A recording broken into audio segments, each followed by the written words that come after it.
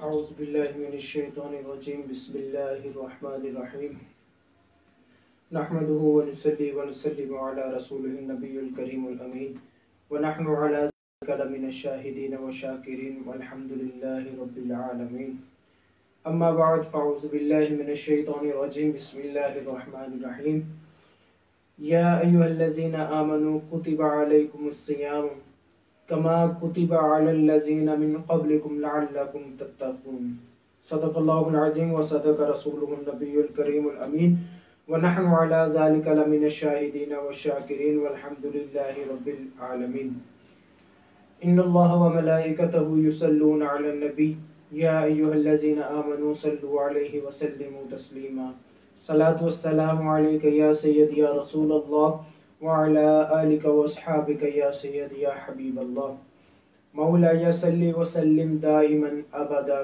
على حبيبك خير الخلق كلهم يا رب بالمصطفى بلغ مقاصدنا واغفر لنا ما مضى يا واسع الكرم۔ اللہ تبارک و تعالیٰ کی حمد و ثنا اور حضور نبی کریم رؤوف الرحیم صلی اللہ علیہ وسلم کی درود و سلام پیش کرنے کے آپ کے سامنے قرآن مجید فرقان حمید میں سے سورہ بقرہ کی ایک آیت مبارکہ تلاوت کرنے کا شرف حاصل ہوا ہے، جس میں اللہ تبارک و تعالیٰ نے ارشاد فرمایا یا ایھا الذین آمنو کہ اے ایمان والو، کتب علیکم الصیام تم پر روزے فرض کیے گئے ہیں، کما کتب علی الذین من قبلکم جیسے کہ تم سے پہلی امتوں پر فرض کیے گئے تھے، لعلکم تتقون تاکہ تم پرہیزگار بن جاؤ، متقی بن جاؤ۔ اس آیت مبارکہ کے بارے میں شان نزول یہ ہے کہ اس آیت مبارکہ میں یہ چیز واضح طور پر اللہ تبارک و تعالیٰ نے فرما دی ہے کہ اے ایمان والو تم پر روزے فرض کیے گئے ہیں جیسے کہ تم سے پہلے لوگوں پر فرض کیے گئے تھے۔ اس سے یہ ایک چیز بالکل واضح طور پر سامنے آ جاتی ہے کہ رمضان کے روزے جس طرح مسلمانوں پر فرض ہیں، حضرت آدم علیہ السلام تک جتنے بھی حضور اور حضرت آدم علیہ السلام کے درمیان جتنے بھی شریعت آئی ہیں، جتنے بھی انبیاء کرام آئے ہیں، جتنے بھی رسول آئے ہیں، کسی نہ کسی امت پر کسی نہ کسی طرح سے روزے فرض تھے۔ یہ صرف مسلمانوں پر اللہ تبارک و تعالیٰ نے روزے فرض نہیں کیے۔ کنز ایمان کے اندر یہ روایت موجود ہے، آپ فرماتے ہیں کہ 10 شوال سن 2 ہجری کو مسلمانوں پر جو ہے نا وہ روزے فرض کیے گئے ہیں، اور یہ حضور نبی کریم صلی اللہ علیہ وسلم تک حضرت آدم علیہ السلام سے لے کر حضور نبی کریم صلی اللہ علیہ وسلم تک تمام شریعتوں میں بھی روزے فرض تھے۔ ہاں ان میں ایام کا فرق تھا، مہینوں کا فرق تھا، کسی میں کسی مہینے میں فرض تھے، کسی میں کسی مہینوں میں فرض تھے، اور ان کی شریعت کے مطابق تھے۔ ہم پر جو روزے فرض کیے گئے ہیں وہ اللہ تبارک و تعالیٰ نے رمضان کے روزے فرض کیے گئے ہیں۔ رمضان کا مہینہ شروع ہو چکا ہے۔ میں مبارکباد پیش کروں گا آپ لوگوں کو، سننے والوں کو، اپنے بہن بھائیوں، دوستوں، بزرگوں اور جتنے بھی لوگ مجھے سن رہے ہیں ان سب کو میں بہت بہت مبارکباد پیش کرتا ہوں اور دعا کرتا ہوں کہ اللہ تبارک و تعالیٰ مجھے، آپ کو، ہم سب کو اس کے فیوز و برکات حاصل کرنے کی ہمت اور توفیق عطا فرمائے۔ آیت کریمہ میں نے آپ کے سامنے بیان فرمائی ہے، اسی کے ضمن میں آج کا میرا موضوع ہے استقبال رمضان اور رمضان کے۔ آئیے نبی کریم صلی اللہ علیہ وسلم کی ایک حدیث مبارکہ میں آپ کو سناتا ہوں کہ حضور نبی کریم صلی اللہ علیہ وسلم فرماتے ہیں رمضان کے مہینہ کیسا مہینہ ہے کہ اے لوگوں، اگر تم لوگوں کو یہ پتہ چل جائے کہ رمضان کیسا مہینہ ہے تو تم دعا کرو کہ اللہ تبارک و تعالیٰ کی بارگاہ میں دعا کرو کہ یا الہ العالمین یہ پورا سال ہی ہمارے لیے رمضان بنا دے۔ اتنی فضیلتیں، اتنے فیوز و برکات ہیں، اور حضور نبی کریم صلی اللہ علیہ وسلم اسی حدیث مبارکہ کا حصہ ہے کہ حضور فرماتے ہیں کہ کس طرح کی رحمتیں ہیں کہ اللہ تبارک و تعالیٰ نے اس کو 3 حصوں میں تقسیم کر دی ہے۔ رمضان کو 3 حصوں میں تقسیم کر دیا. کیسے؟ کہ پہلا عشرہ رحمت کا، دوسرا عشرہ مغفرت کا، اور تیسرا عشرہ دوزخ سے آزادی کا، جہنم سے آزادی کا. یہ 3 حصوں میں اللہ تبارک و تعالیٰ نے اس رمضان کو ڈیوائیڈ کر دیا، تقسیم کر دیا. پہلے عشرے میں اللہ تبارک و تعالیٰ کی رحمتیں لوٹ سکتے ہو، جتنی لوٹ سکتے ہو لوٹ لو، یہ آپ کے اختیار میں، میرے اختیار میں ہے. ایک اور حدیث مبارکہ میں حضور نبی کریم صلی اللہ علیہ وسلم فرماتے ہیں کہ ارشاد فرماتے ہیں، اللہ تبارک یہ ارشاد فرماتے ہیں کہ روزہ میرے لیے ہے، روزہ اللہ کے لیے. حضور کا فرمان آپ کو بتا رہا ہوں، سیاستہ میں یہ حدیث موجود ہے کہ حضور نبی کریم صلی اللہ علیہ وسلم فرماتے ہیں کہ روزہ اور اس کا اجر بھی میں دوں گا. ایک اور روایت سیاستہ کی میں پیش کرتا ہوں کہ حضور نبی کریم صلی اللہ علیہ وسلم فرماتے ہیں کہ بنی آدم کے لیے اعمال کا جو ثواب ہے، اعمال کا جو ثواب اللہ تبارک و تعالیٰ جو 10 سے لے کے 700 گنا تک ہے. یعنی کسی اعمال کا اجر و ثواب وہ 10 گنا ہے، کسی کا اجر و ثواب 20 گنا ہے، کسی کا 50 ہے، 100 ہے، 500 ہے. حد بتا دی کہ 700 تک میں اس کا اجر عطا کرتا ہوں، یہ اللہ تبارک و تعالیٰ فرماتا ہے. لیکن اللہ تبارک و تعالیٰ نے یہ بھی فرما دیا کہ روزہ میرے لیے اور اس کا اجر میں دوں گا. اس کی وضاحت سرکار نے بھی نہیں فرمائی، آپ نے بھی کسی احادیث میں، کسی بھی حدیث میں یہ روایت نہیں ملتی ہے کہ اس کا اجر جو ہے وہ بیان کیا گیا ہو، حضور نبی کریم صلی اللہ علیہ وسلم نے اس کا اجر بیان کیا ہو. اس کی کوئی حد نہیں. تو 700 گنا ہے، 1400 گنا ہے، 5000 گنا ہے، کتنا ہے کسی کو کچھ معلوم نہیں. کہ قرآن میں کہیں یہ چیز موجود ہے، یہ رب کی رحمت جانتی ہے. اللہ اپنی ہمت کے مطابق، اپنی وسعت کے مطابق، اللہ اپنی رحمت کے مطابق بندے کو نوازے گا. اور ہمیں بھی چاہیے کہ ہم جو ہے وہ جتنا زیادہ ہو سکے اس مہینے میں اپنے آپ کو بخشوائیں، اللہ کی رحمت حاصل کریں، توبہ استغفار کریں، اللہ سے معافی مانگے، اور اس کے ساتھ ساتھ جہنم سے نجات کا ذریعہ. ناظرین محترم، حضور نبی کریم صلی اللہ علیہ وسلم کا زندگی میں ایک معمول ہوا کرتا تھا کہ وہ سرکار بھی رمضان آنے سے پہلے جو ہے صحابہ کرام کو خطبہ دیا کرتے تھے. کیا خطبہ دیا کرتے تھے؟ آپ فرماتے تھے کہ رمضان آنے سے پہلے حضور نبی کریم آپ خطبہ ارشاد فرمایا کرتے تھے. آئے اس خطبے کو علیہ وسلم ارشاد فرماتے ہیں.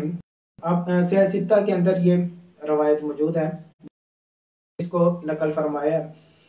حضور فرماتے ہیں کہ لوگوں تمہارے اوپر ایک مہینہ جلوہ افروز ہو رہا ہے جو بہت ہی عظیم ہے، بہت ہی بابرکت ہے، جس کی برکتوں کا اندازہ نہیں لگا سکتے. اور اس میں ایک رات ایسی ہے جو 1000 راتوں سے زیادہ افضل برکت ہے. صرف ایک رات 1000 سالوں سے بہتر ہے، 1000 سالوں سے کی عبادت سے زیادہ اس کا ثواب ہے. یہ مہینہ ایسا مہینہ ہے کہ جس میں بہت زیادہ برکتیں ہیں، بہت زیادہ رحمتیں جو اللہ تبارک و تعالیٰ اس میں نزول فرماتا ہے. اور حضور نبی کریم صلی اللہ علیہ وسلم نے ارشاد فرمایا کہ اللہ اس مہینے کے روزوں کو فرض کیا ہے اور اس کی رات کے قیام کو نفل بنا دیا گیا ہے. رات کی قیام سے مراد یہاں پر مفسرین کرام، محدثین کرام رات کے قیام کی مراد جو ہے وہ نماز تراویح میں دیتے ہیں کہ نماز تراویح ادا کیا جائے، وہ بھی نماز عشاء کے بعد نماز تراویح ادا کی جائے. چاہے تھوڑے عرصے کے لیے ہوتی ہے، 1 گھنٹہ لگتا ہے، میکسیمم 1 گھنٹے میں جو ہے وہ نماز تراویح ادا کی جاتی ہے زیادہ جگہوں میں، زیادہ مساجد میں. تو رات کے قیام کو نماز تراویح کے ساتھ وہ تشبیہ دے رہے ہیں. اس کے علاوہ حضور نبی کریم صلی اللہ علیہ وسلم نے فرمایا اور جس نے اس مہینے میں بھلائی کی وہ ایسے ہے جیسے اس نے فرض ادا کیا، اور جس نے اس مہینے میں ایک گویا اس نے 70 فرض ادا کی. اس چیز میں مفسرین کرام فرماتے ہیں، محدثین فرماتے ہیں، آپ فرماتے ہیں کہ اس میں بھلائی سے مراد نفلی عبادات ہیں. کوئی ایک نفل ادا کرتا ہے اس کو ایک فرض کا ثواب اللہ تبارک و تعالیٰ عطا فرمائے گی، اور جس نے ایک فرض ادا کیا اسے 70 فرضوں کا ثواب وہ عطا کیا جائے گا۔ اس کے علاوہ حضور نبی کریم رؤوف الرحیم صلی اللہ علیہ وسلم آپ فرماتے ہیں کہ یہ صبر کا مہینہ ہے اور صبر کا ثواب صرف اور صرف جنت ہے۔ روزہ ہمیں صبر سکھاتا ہے، صبح صادق سے لے کے غروب آفتاب تک ہم اپنے آپ کو بھوکا رکھتے ہیں، پیاسا رکھتے ہیں، ہر چیز ہمارے سامنے موجود ہوتی ہے لیکن ہم اس کو کھا نہیں سکتے، کیوں؟ صرف اللہ کی رضا کے لیے۔ میرے دوستوں، بزرگوں، بھائیوں، بہنوں، ماؤں، میں یہ ایک چیز یہاں پر ضرور کہنا چاہوں گا کہ روزے کو ریاکاری نہ بنانا۔ آج کل بہت گرمی ہے، گرمی کے موسم میں رمضان شریف کا جو ہے وہ نزول ہوا ہے، ہمارے پاس آیا رمضان اللہ کا مہینہ ہے۔ رمضان کے روزے رکھو، اس کو ترک نہ کرو، اس کے فیوز و برکات حاصل کرو جتنے ہو سکتے ہیں۔ یہ آپ کے اور میری سوچ بھی نہیں ہے اس میں کتنے فیوز و برکات ہیں۔ حضور کریم نبی کریم صلی اللہ علیہ وسلم کے حدیث مبارکہ ہے جو میں آپ کے سامنے پیش کر رہا ہوں، آپ کا خطبہ اکرام کو رمضان کے آنے سے پہلے بتاتے تھے کہ اس کی تیاری کرو، اور اس میں آپ فرماتے ہیں کہ یہ وہ بابرکت مہینہ ہے جس میں مومن کا رزق بڑھا دیا جاتا ہے۔ اس کے علاوہ آپ فرماتے ہیں کہ جس نے اس مہینے میں کسی کا روزہ افطار کروایا اللہ تبارک و تعالیٰ اس کے گناہ معاف فرما دے گا اور اس کو جہنم کی آگ سے آزاد کر دے گا۔ اس کے آگے حضور نبی کریم صلی اللہ علیہ وسلم فرماتے ہیں کہ جتنا اجر روزہ رکھنے والے کے لیے ہے اتنا ہی اجر روزہ افطار کرنے والے کے لیے بھی ہے، اس میں کوئی کمی نہیں کی جائے گی۔ جتنا اجر روزہ رکھنے والے کو اللہ تبارک و تعالیٰ عطا فرمائے گی اتنا ہی اجر بھی عطا فرمائے گی۔ یہاں پر تھوڑی سی بحث اس کو کہہ لیں یا صحابہ کرام کی جو ہے نا وہ آپ نے سرکار علیہ الصلوۃ والسلام کے آگے عرض کی، عرض کرتے ہیں کہ یا رسول اللہ صلی اللہ علیہ وسلم، ہم میں سے کچھ صحابہ ایسے ہیں جو روزہ افطار نہیں کروا سکتے، وہ اتنے وسائل نہیں رکھتے، اتنی امیری نہیں ہے ان میں کہ جو روزہ افطار کروا سکتے ہیں۔ حضور نبی کریم صلی اللہ علیہ وسلم آپ کو اللہ تعالیٰ نے رحمت للعالمین بنا کر بھیجے، وما ارسلناک الا رحمت للعالمین۔ اللہ تبارک و تعالیٰ نے آپ کو دونوں جہانوں کے لیے رحمت بنا کے بھیجے۔ آپ کا فرمان سنیے، آپ فرماتے ہیں کہ جس کے پاس یہ وسعت نہیں ہے، کسی کے پاس اتنے وسائل نہیں ہیں کہ وہ ٹھیک ٹھاک سیراب ہو کر کسی کو سیر ہو کر کھانا کھلائے، تو اللہ تبارک و تعالیٰ حضور نبی کریم صلی اللہ علیہ وسلم ارشاد فرماتے ہیں، آپ فرماتے ہیں کہ اگر کسی کے پاس اتنی وسعت نہیں ہے، اتنا وسائل نہیں ہے، اتنے اخراجات نہیں ہیں، حضور فرماتے ہیں کوئی ایک گھونٹ دودھ کا یا یہ بھی نہیں اگر کوئی کر سکتا تو ایک کھجور کے ساتھ بھی اگر کسی نہ کسی کے ساتھ روزہ افطار کروائے اس کو بھی اتنا ہی ثواب دیا جائے گا۔ یہ میرے آقا فرما رہے ہیں۔ اور آگے حضور نبی کریم صلی اللہ علیہ وسلم فرماتے ہیں کہ جس نے اتنی وسعت نہیں ہے اس کو بھی اتنا ثواب دیا جائے گا۔ اس کے علاوہ آپ فرماتے ہیں کہ حضور نبی کریم صلی اللہ علیہ وسلم نے ارشاد فرمایا کہ جس نے سیراب ہو کر کسی کو کھانا کھلایا اللہ تبارک و تعالیٰ اسے قیامت کے دن جام کوثر عطا فرمائے گا اور جنت میں داخل ہونے تک اس کو پیاس نہیں لگے گی۔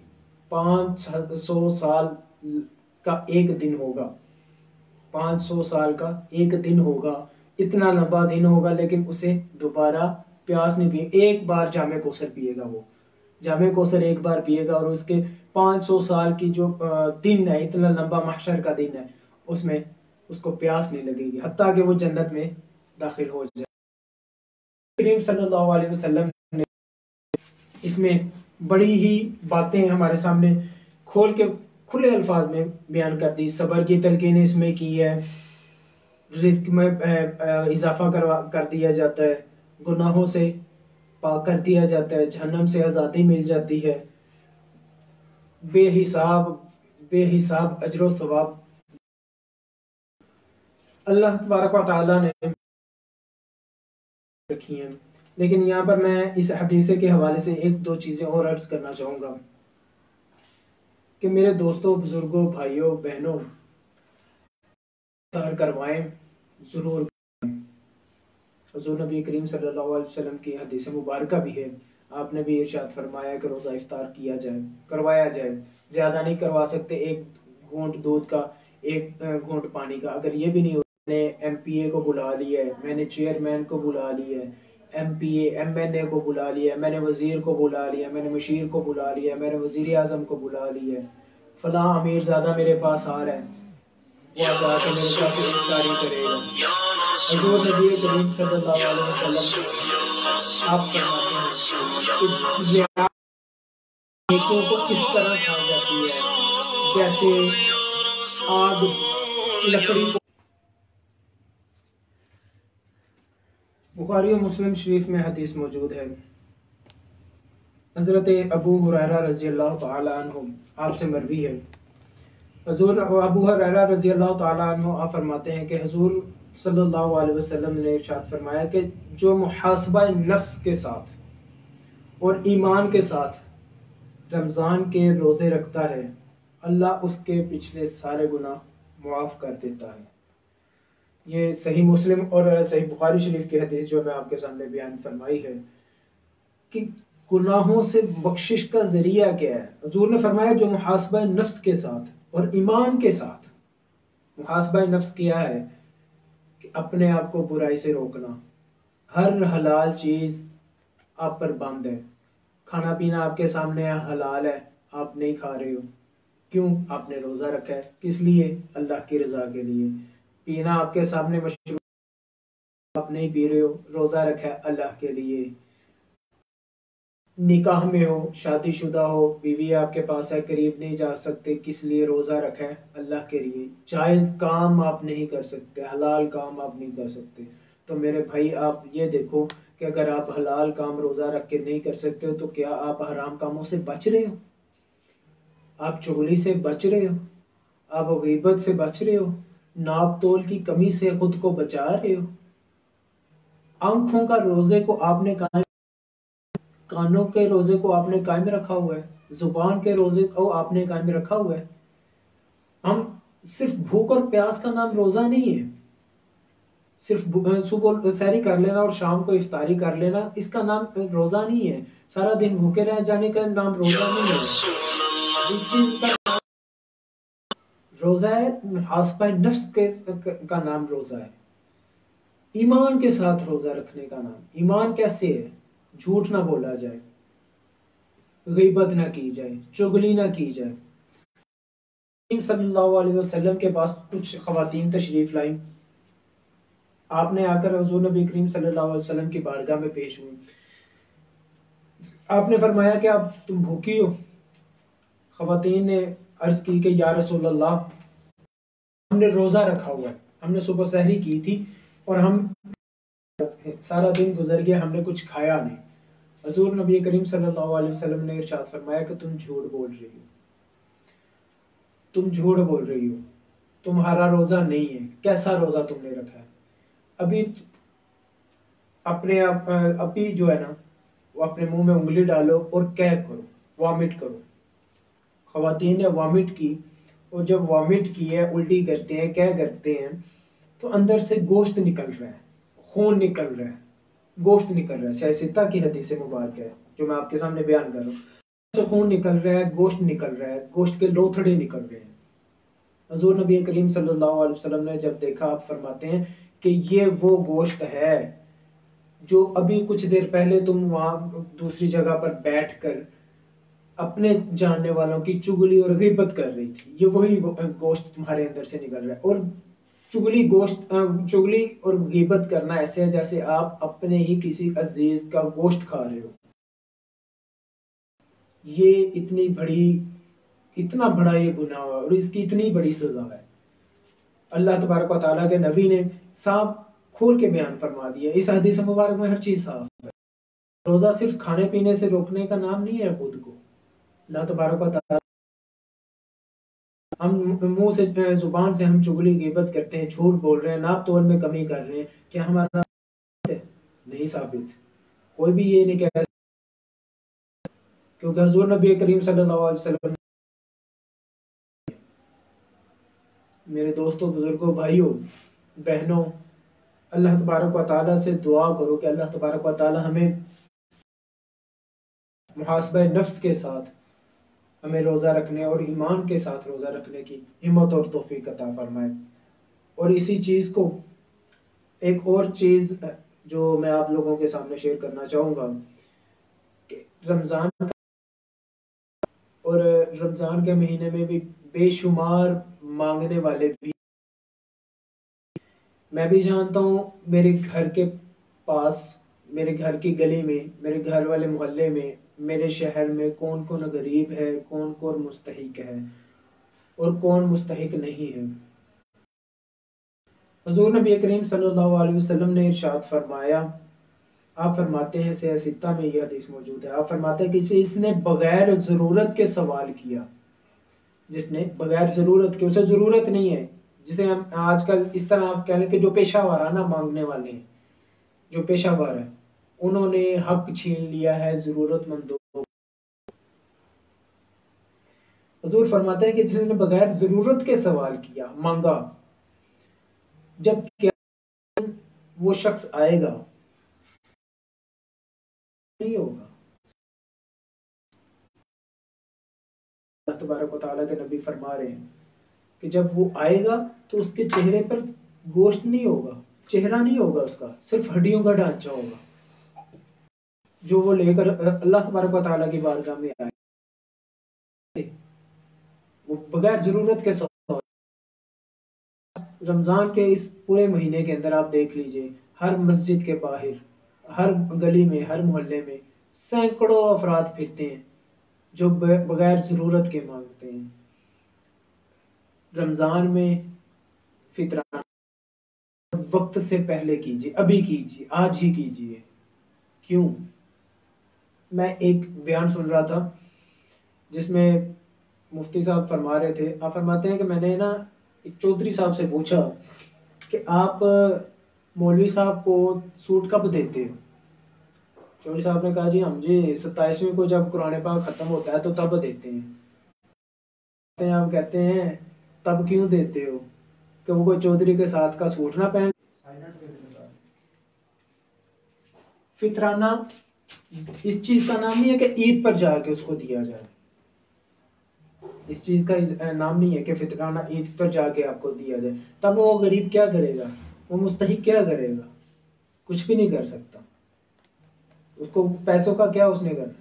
وقت سے پہلے ادا کریں، فطرانہ وقت سے پہلے ادا کریں، کسی کی مدد کرنی ہے ابھی کریں، آج کریں، آج یکم رمضان ہے، آج کریں، ابھی کریں، تاکہ وہ اپنے بقیہ جتنے بھی روزے ہیں، 28 ہیں، 29 ہیں، جتنے بھی بقیہ رمضان کے روزے ہیں، وہ آسانی سے گزار سکے، وہ اپنا کوئی راشن لے سکے، وہ اپنے بچوں کے لیے، بیوی بچوں کے لیے کچھ خرید سکے، کچھ نیا لباس بنا سکے۔ اللہ تبارک و تعالی ہمیں یہ توفیق دے کہ ہم یہ چیزیں پہلے کریں، وقت قبل از وقت کریں، تاکہ اللہ تبارک و تعالی ان لوگوں کی ضروریات کو پورا کرے جو مستحق ہیں۔ اور میری جتنے بھی مرد خواتین، بہن بھائی، مائیں بہنیں جتنے بھی سن رہے ہیں، میں ان سب سے یہی گزارش کروں گا کہ اپنے ارد گرد دیکھیں۔ اس کا بھی حضور نبی کریم صلی اللہ علیہ وسلم نے، آپ کی احادیث مبارکہ میں بھی یہ چیزیں ملتی ہیں۔ حضور فرماتے ہیں کہ سب سے پہلے اپنے عزیز و اقارب میں دیکھو، آپ کے عزیز و اقارب میں کون آپ کا مستحق ہے، آپ کی زکوٰۃ کا، خیرات کا، آپ کے فطرانے کا کون مستحق ہے، اسے دو۔ اگر آپ کے خاندان میں کوئی عزیز و اقارب میں کوئی مستحق نہیں ہے، آپ اپنے گلی محلے میں تلاش کرو۔ اگر آپ کے گلی محلے میں بھی کوئی نہیں ہے، اپنے شہر میں تلاش کرو۔ ہر چیز کو ایک کھلے الفاظ میں اللہ تبارک و تعالیٰ کے نبی نے کھلے الفاظ میں بیان فرما دی ہے۔ اپنے ارد گرد دیکھ لو، اپنے عزیز و اقارب میں دیکھو، اگر پھر بھی کوئی نہیں بنتی، پھر آپ جس کو چاہے آپ دے دو، جس کو آپ چاہتے ہو آپ دے دو، لیکن دو اس طرح کہ دائیں ہاتھ سے دو اور بائیں کو خبر نہ ہو۔ یہ نہ ہو کہ دائیں ہاتھ سے دے رہے ہو اور بائیں ہاتھ سے سیلفی بنا رہے ہو کہ جناب آج میرے اخبار میں سیلفی آئے گی، ایک ہاتھ سے دے رہے ہو، سامنے 50 میڈیا والے کھڑے ہیں تصویریں بنانے کے لیے، 1000 روپے کا آپ آٹے کا تھیلا دے رہے ہو، 10 اخباروں میں آپ کے تصویریں چھپ رہی ہیں، اس بیچارے غریب کا کیا قصور؟ اس کی غربت کا کیوں نیلامی کر رہے ہو؟ اس کی غربت کو نیلام مت کرو. جس کو بھی دینا ہے اس کے گھر جاؤ، دستک دینے کا طریقہ یہ ہے. حضرت عمر فاروق رضی اللہ تعالیٰ عنہ روز رات کو مدینے میں چکر لگایا کرتے تھے. مدینے کی اب جب چکر لگاتے تھے کہ کون میرے حکومت میں، میرے دور حکومت میں، دور خلافت میں کوئی بھوکا نہ سوئے. ایک گھر کے آگے سے گزرے، بڑا مشہور واقعہ آپ لوگوں نے سنا ہوگا. گھر کے آگے سے گزرے، بچوں کے رونے کی آواز آئی اور ماں خالی اس میں چمچ ہلا رہی ہے کہ بچوں ابھی پک جائے گا، کھانا کھا لینا. جب آپ کے صحابی نے یہ چیز دیکھی نا تو زاروں قطار رونے لگ گئے. فوراً گئے بیت المال میں، گئے وہاں سے راشن لیا، سامان لیا، لا کے دستک دی اور اس کے دروازے پہ رکھ کے چلے گئے. یہ طریقہ ہے خلفائے راشدین کا، صحابہ کرام کا. میں آپ لوگوں سے یہی گزارش کروں گا، جس کو بھی دو، دائیں ہاتھ سے دو، بائیں کو خبر نہ ہو. اللہ تبارک و تعالیٰ سے دعا ہے کہ اللہ تبارک و تعالیٰ ہمیں یہ ہمت اور توفیق عطا فرمائے.